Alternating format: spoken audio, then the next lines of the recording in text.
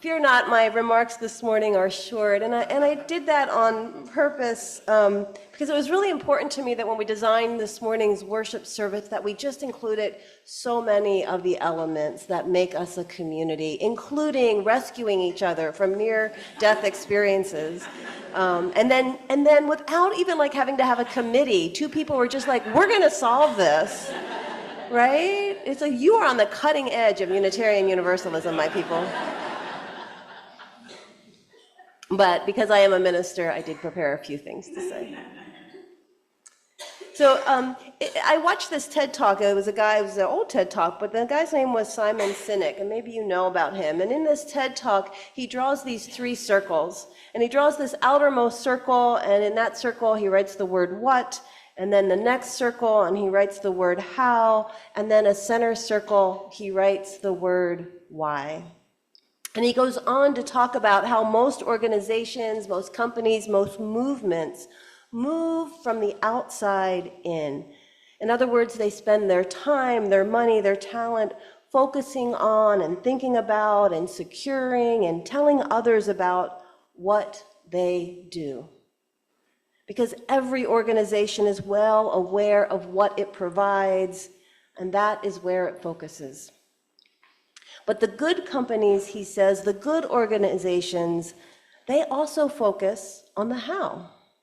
They put energy into their systems, into the designs, give thoughts to the creative ways they do what they do. And yet, Sinek points out that it is the rare organization, the rare company, the rare movement that spends its energy focusing on, thinking about, aligning, and telling others about that most important center circle, the why. Why do they make the thing, offer the service, come up with the idea, sing the song, light the candle, do the things they do?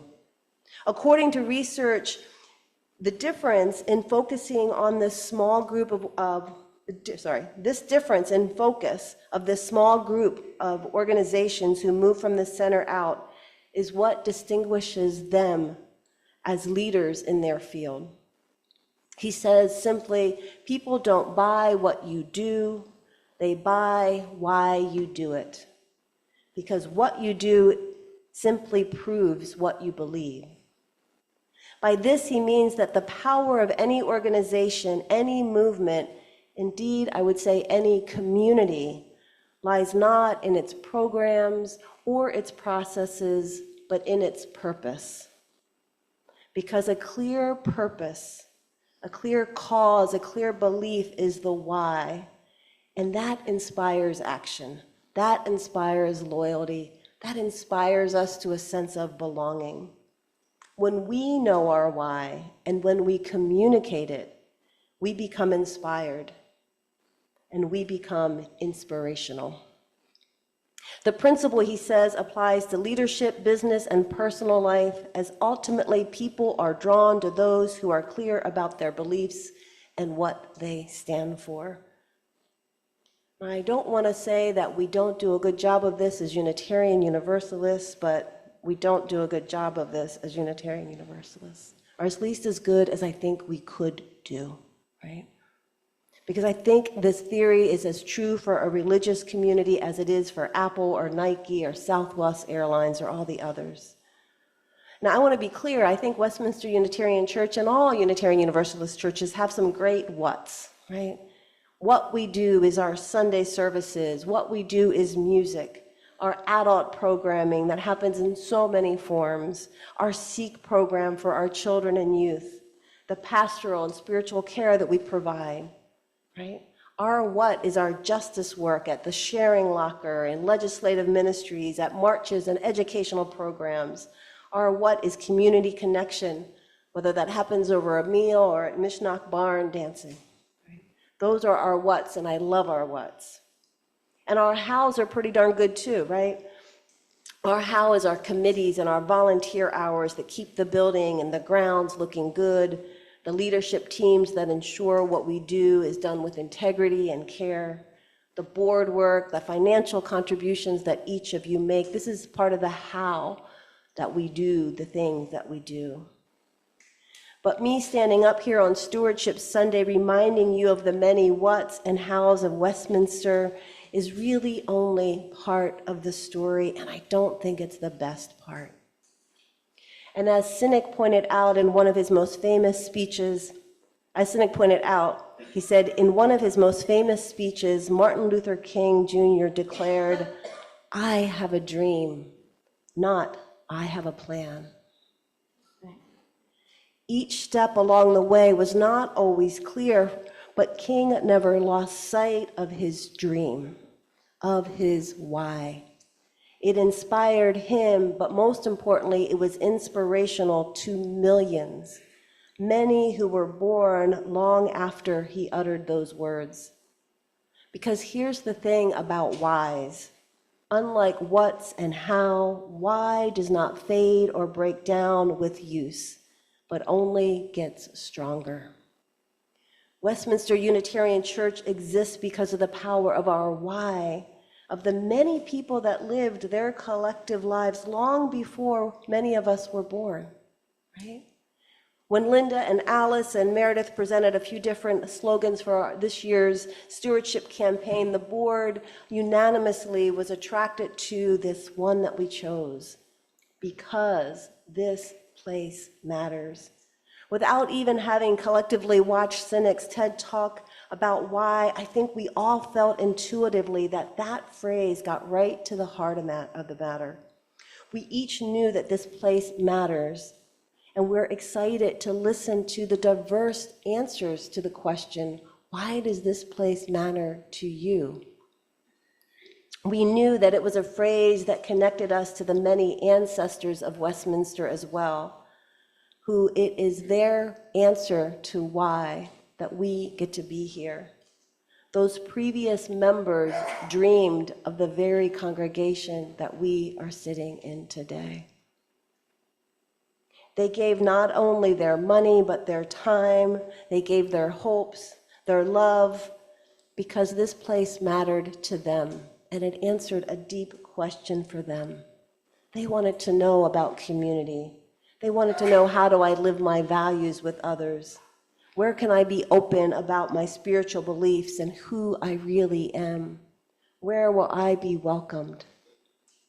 So that dream created this what. And because all of you have understood not just what we do here, how we do it, but why we do it, I think you too, over the years, have given yourself to this place. You've contributed your time, your talent, your resources. It is because of you that we continue to be here on this day. And indeed, giving on that level is, I would say, a spiritual practice. It's not a consumer-driven practice. In Buddhism, they teach about dana. It's one of the first of 10 what are called the perfections. So this is a list of 10 things to cultivate. And so before morality or renunciation or wisdom or energy or patience or truthfulness or determination or loving kindness and equanimity, before all of that comes the first thing, the first of the 10 perfections, the first thing for us to work on, right? Says Buddhism. First thing, generosity.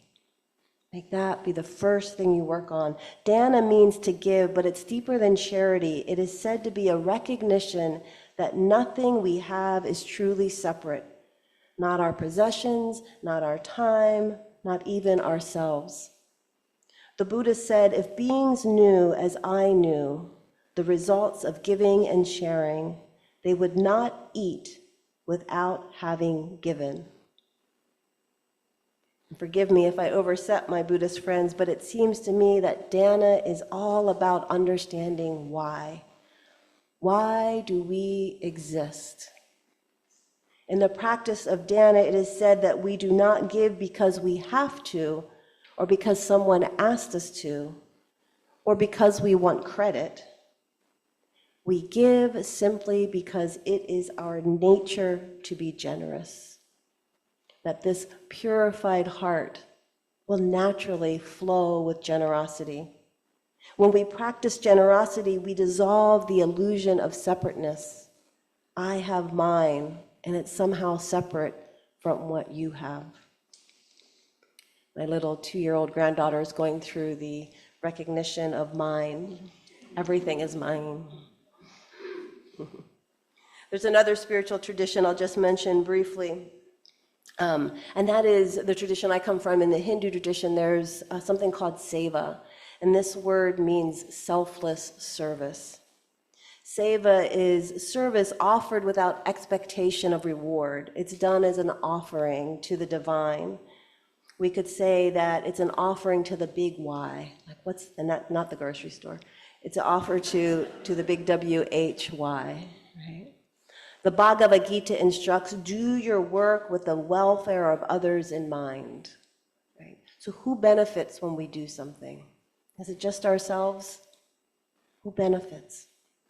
When we offer seva, we're not helping from a place of superiority. I have something that I can bestow upon you. We're not operating from a place of guilt. I should do this. But we're operating again from love, and again, this recognition that serving another is serving the sacred, is serving the all, is serving that connective energy around us. Right? It is the very act of giving that breaks us out of the individuation, that affirms our principle that says we are an interconnected being. When someone comes in early on Sunday to find the order of services wherever they may be, and then stands and greets you with a smile, that's seva. When a teacher leads our children in their programs, that's seva. When the choir comes in and rehearses and practices and offers this beautiful music, that's seva. Those dishes that get washed, they're seva. When a member gets some soup and drops it off at a friend's house, this is seva. These are selfless acts of service. Each act is saying, because this place matters, I will give you what I can to sustain it. Seva and dana are not transactions. They are not pay to play. They are wise, WHYS, and also WISE. Imagine for a moment if we had 2 marketing campaigns that we're going to do here. We're going to go out. I'm going to give you 2 options. See which one turns you on more. Number 1, we are a Westminster Unitarian Church. We offer non-dogmatic Sunday morning services, wonderful spiritual exploration programs for kids and adults to support you to live your values. We are funded by the generous contributions and time and talent by our members. Won't you join us? That sounds pretty nice.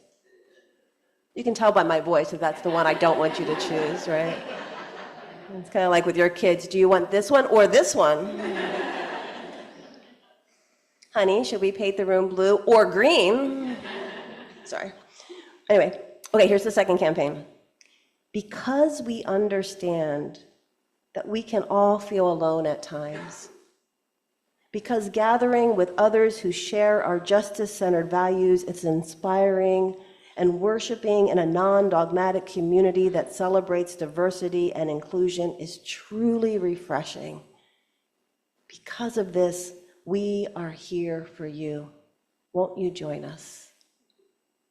I just played with that. I think we can do better than even those words, but you get the idea, right? It's like leading with, why are we here? Today at our pledge party, you won't be asked to come up with a marketing plan, but we will invite you to share your whys with each other, to declare why this place matters to you.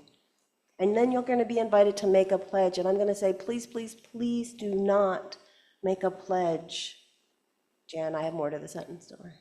Please do not make a pledge that is in any way a payment for what you plan to receive here. Right? Instead, whether it's today when you make your pledge or another time or any time you put money into the basket or you click and make a donation, I hope you'll take a moment to remind yourself not just why you're making that donation, but the why of your participation here and the why this place matters. And then make your pledge or donation as an act of seva, a as a dana, as a declaration that you believe that you are part of an interconnected world, and that you are moved in your life by a force that is greater than anything that you have ever received solely from yourself, by yourself, and for yourself. Thich Nhat Hanh once said, "The roots of a lasting happiness are mindfulness, compassion, and understanding, and it is generosity that is the soil in which all of those grow." So we're going to go have a party in a minute. I hope you all join us in the party. It's an uplifting time. It's a time to share your whys. It's a time to eat and be happy and just really receive what this community is. It's been beautiful to see you all this morning and hear the wonderful music. Let's go out with one more hymn. After we do our closing hymn, we'll sing our Carry the Flame song, and then there'll be bouncers in the driveway preventing you from getting to your cars. So you go ahead right in to Smith Hall